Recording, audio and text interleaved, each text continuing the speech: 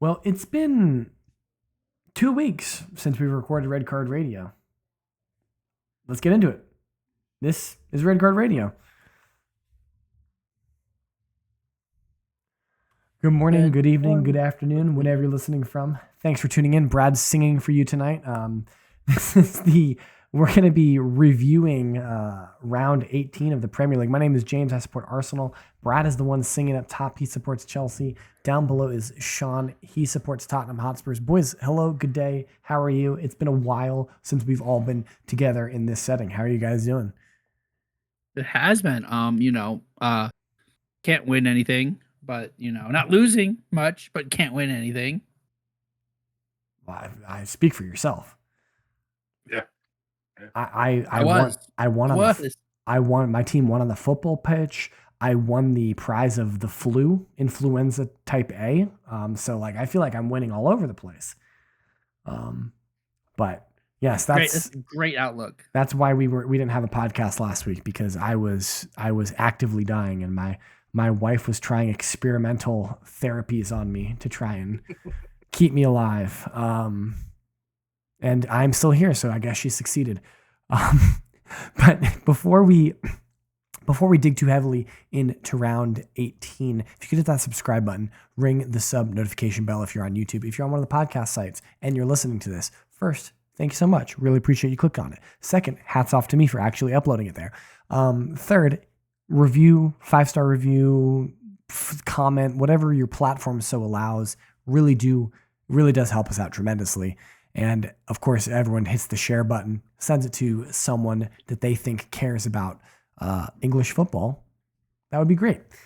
Okay, so since we last were together, boys, round 17 took place, round 18 took place, and at the time of recording, we're in the midst of round 19. So in order to keep things focused tonight and not give you a classic 45 to 55 minute Red Card Radio episode like we used to do 5 years ago, we are going to completely skip talking about round 17. If you're curious to know what happened, www.premierleague.com matches round 18, and you'll see what happened. Sorry, we're just time constrained.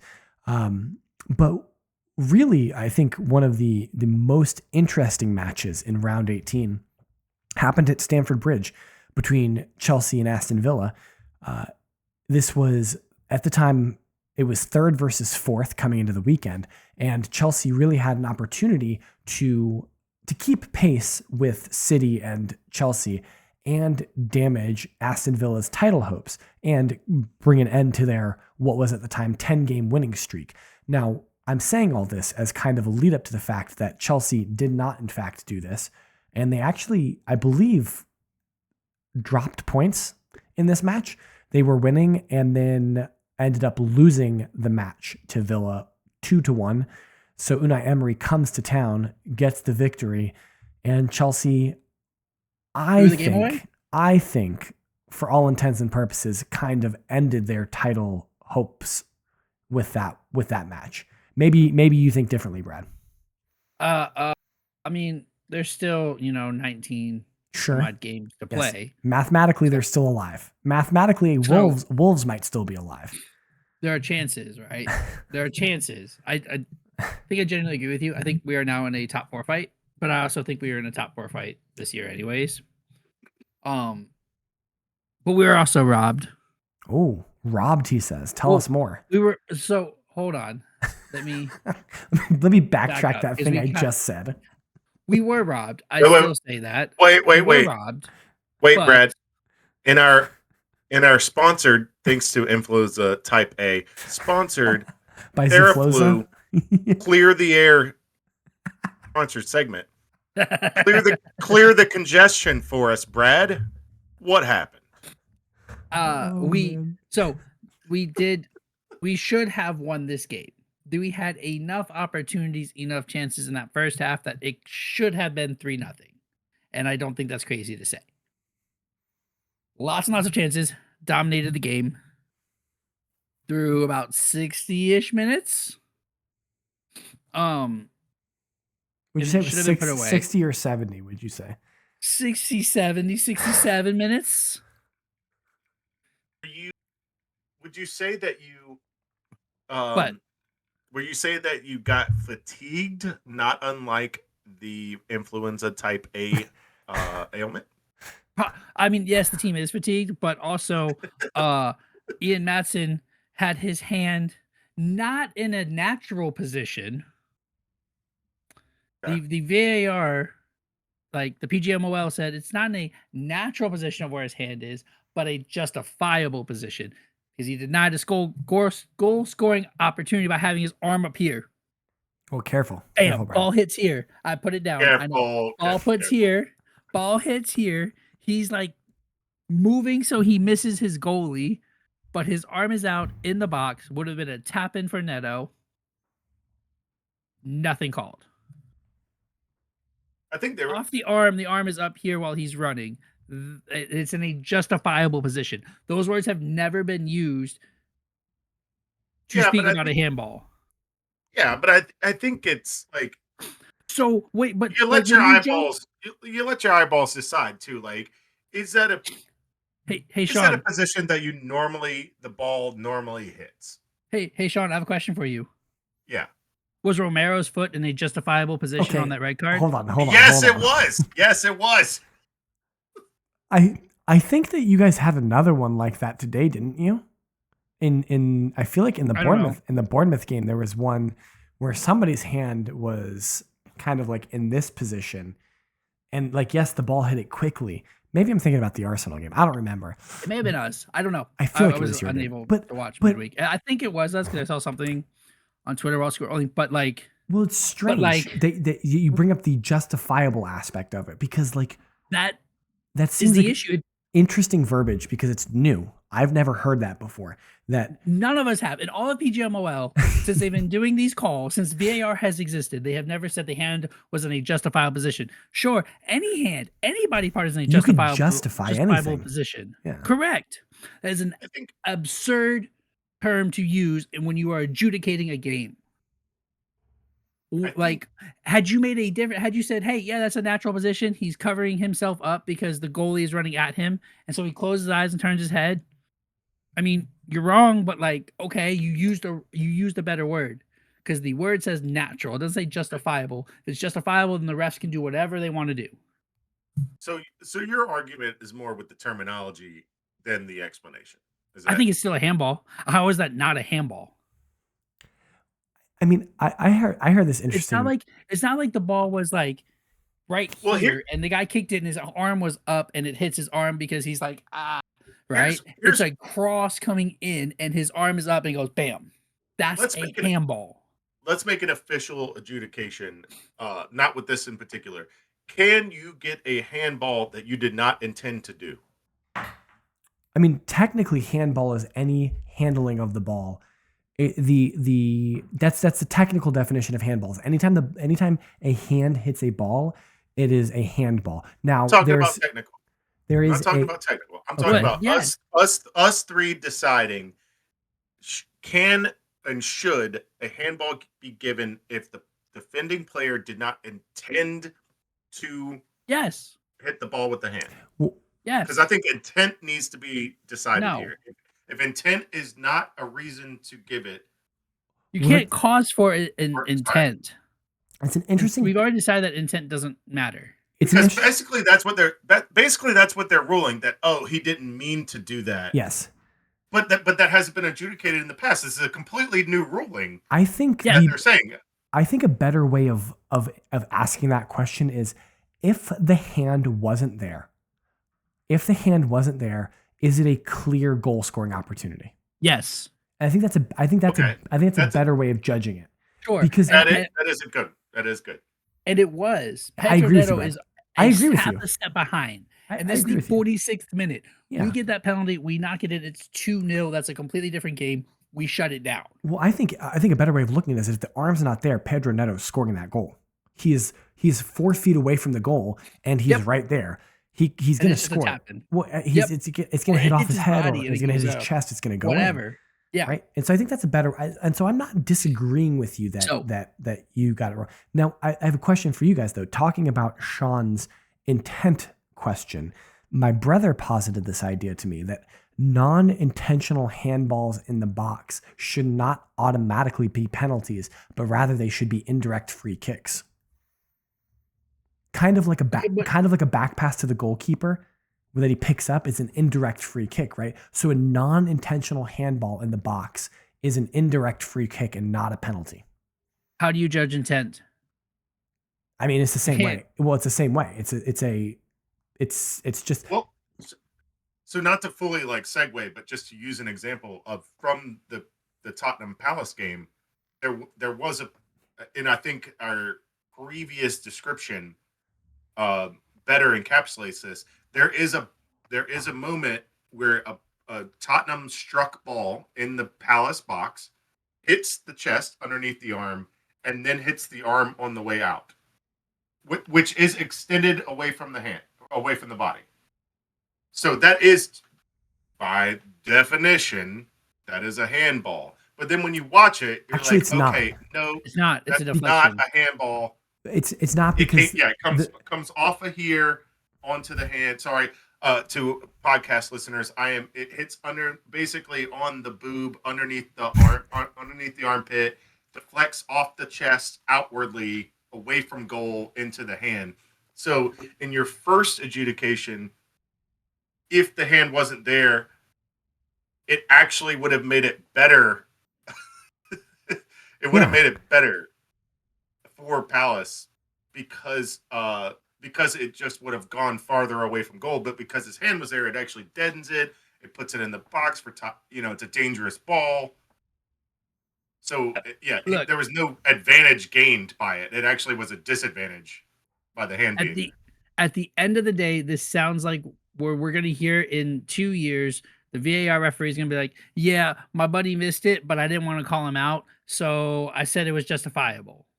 But I mean, I also don't understand why that would matter, because in the long run, like the VAR shouldn't look at that situation as it being like, oh, I am making my buddy look bad. It's just, we're getting the call right. And now we're moving on. Boys Club. Yeah, I get like Howard Webb running the PGMOL is the silliest thing ever. These are his besties that he's hung out with for years. I agree. How is he going to properly adjudicate to them, properly rule over them, unless everybody yells and screams? But I mean, silly. How do you justify But okay, yes. So yes, you should have been up, but then you proceeded to concede the 2 goals, and that's 2 counterattacks. That's the part that I think looks tough and looks rough for Chelsea. I mean, we take our eye off the ball, in that match and Ollie Watkins springs a fast break, knocks it in. You know what's funny about that is we had Villa today, and Ollie Watkins missed what were 2 or 3 could have been sitters. And maybe that's just because he's an Arsenal supporter. I don't know. Yeah. So speaking of sitters missing. Yeah. Tell me more. Newcastle United. Oh my goodness. And I don't understand. We had this conversation in the group chat that we have in the middle of the week. The Eddie Howe out. I can understand it from a frustration from a fan point, but from a point of these players are missing sitters. Yeah. How do you coach that? You clearly coach them into a good position, and Anthony Gordon is kicking the ball to Stockport. What do you want? What's Eddie Howe supposed to do about that? I take your point, but and I think it's a good point. Don't hear me wrong. I'm not trying to discount that line of thinking with Newcastle. I think we also need to say what are you supposed to do? Sit Anthony Gordon? No, I get it. He's a good player. What do you do? I mean, I wanted to put Anthony Gordon into the combined Chelsea Newcastle 11 2 weeks ago. He's a really good player. You can't justify sitting him. I agree with you. But I think my thought process on Eddie Howe, just kind of generally speaking, is that I'm not sure how long the ownership group. I don't think that Eddie Howe is the guy that's going to win you the Premier League. And maybe that's short-sighted on my part, but I think that the Newcastle ownership group is like their eyes are set on winning the Premier So League you're and winning the Champions League. And Eddie Howe isn't that guy. And so they're going to replace him at some point. And the way that this season's been going, kind of the up and down aspect of it, I I just don't see a world where even so if he your gets top argument is four. that is not necessarily that Eddie Howe's a bad manager. Your argument is that there's a ceiling on Eddie Yeah, Howe. I think so. And I I will also admit that I don't know Eddie Howe ball enough because I don't watch him every week. Like I haven't seen the progression of Newcastle over the last 3 years to know in my mind. But like when I watched Arteta 3 years ago, I was like, this is clearly not like the finished product, right? And Arsenal have progressively gotten better and better. And to be fair, a lot of people have levied the same complaint against Arteta, is that Arteta's not the guy to win the Premier League with Arsenal. He's reached his ceiling. Arsenal need to move on. That mostly comes from like the buffoon Arsenal supporters, in my opinion. But We Eddie, just played Newcastle. I can tell you what well, Eddie Howe ball is. well, It's bully midfield. I think my thought It's process is I don't that's know it. if Eddie Howe has the managerial cachet to be sustainable in a Saudi owned entity. Does that make sense? Like in a team that's going to demand You're yeah, so you're saying much. that they expect results. Yeah. They expect Like in the notoriety, the results for them improvement are of not just, status, yeah, it's not just top improvement of four. value. Yeah, Yeah. it's going to be winning the Premier League and getting deep in the Champions League. Like Yeah. that is the aim of the sovereign wealth fund coming in and buying Or, Newcastle. It's not or to just be or competitive. in the American model, the goal is just to own one of these rocket ships. And so whether it's Newcastle, it's Tottenham, it's Wrexham, it's the Pittsburgh Pirates, the owning a franchise is like owning a rocket ship, and they don't go down in value. Well, So is that generally. inevitably the goal? That generally speaking, Well, okay. There is definitely a s- it's very hard to decline the value of a franchise there's probably a sports or a like club. we would be there's certainly a sports washing aspect to it and diversifying their Yeah, holdings as a company because like if all of their money was owned like it was in oil, at some point oil's got a lifespan. And so obviously they're diversifying their portfolio and there's a sports washing aspect of it, yada yada yada. But I don't think that their purpose in owning Newcastle is money generation or wealth accumulation. I think it's legitimately to build a winning team. And I'm not sure yeah. Eddie Howe is the guy that's going to win you all of the things that you want to win.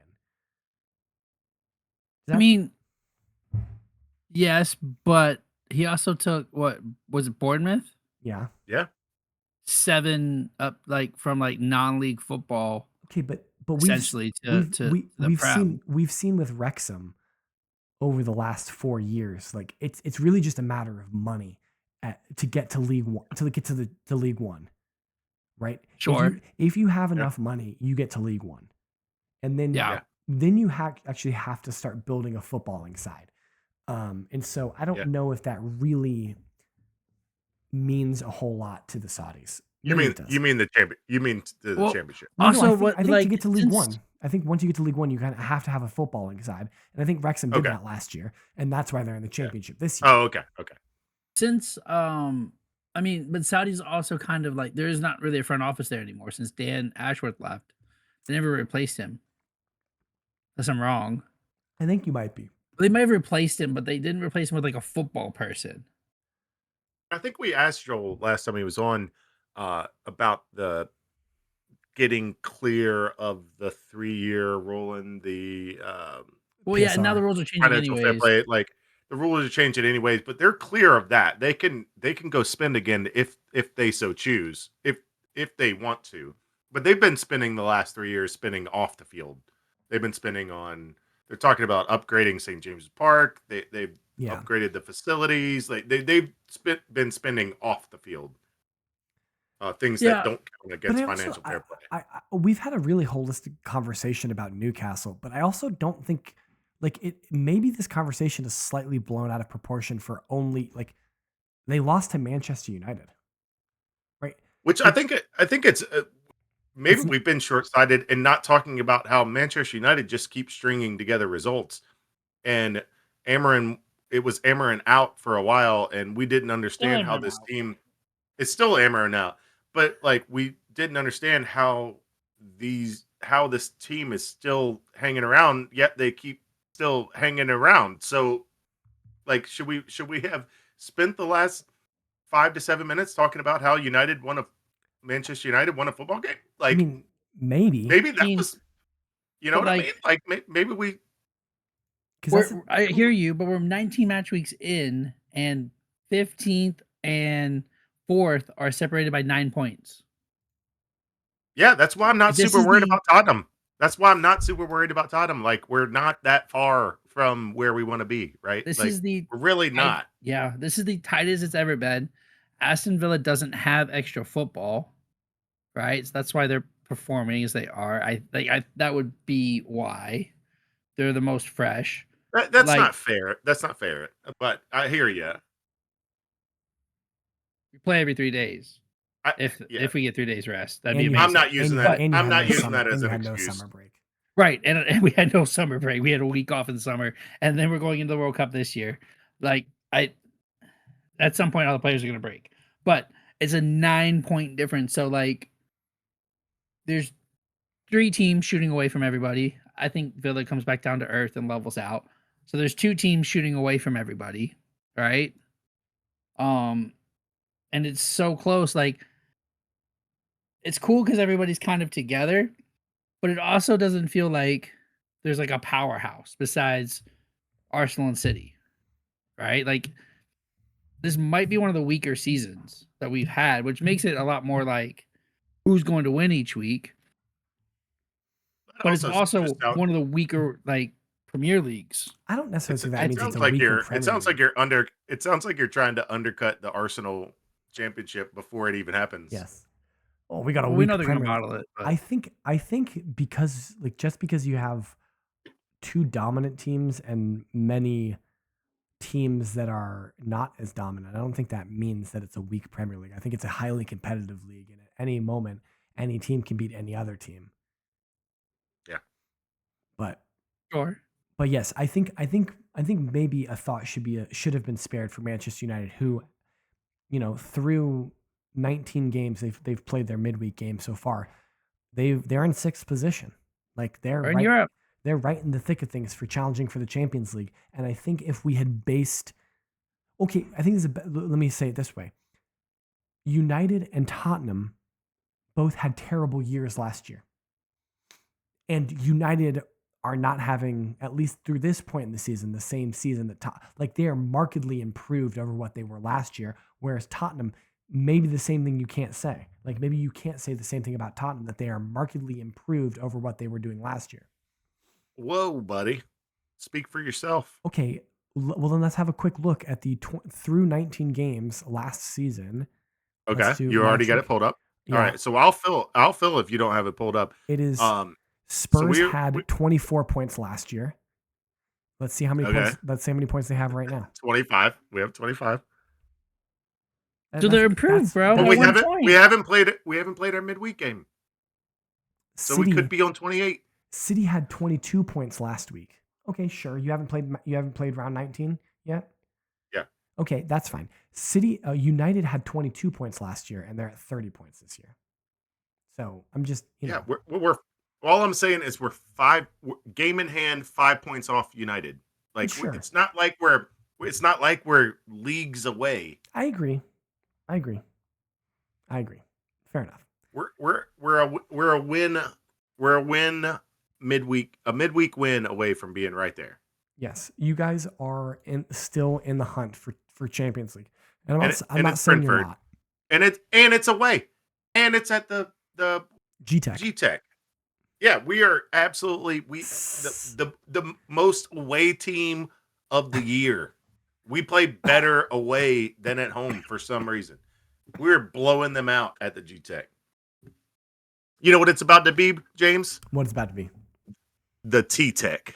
for Tottenham. All right. Well, I guess that's where we have to leave it. We will be back on Friday. We will be looking at round 20 in the Premier League on Friday. We'll talk about round 19 in totality next week when we talk about round 20. We'll do that all together next week. But before we get out of here, if you're curious, you want to hit us up on social media. Brad is at KSBradG. Down below is at Whiteheart_Sean. I am at James Tiffany. Collectively, we can be reached at Redcard_Radio. And we will be back on Friday for a preview of round 20. Hope you guys enjoy the football today and tomorrow, and we will see you Friday.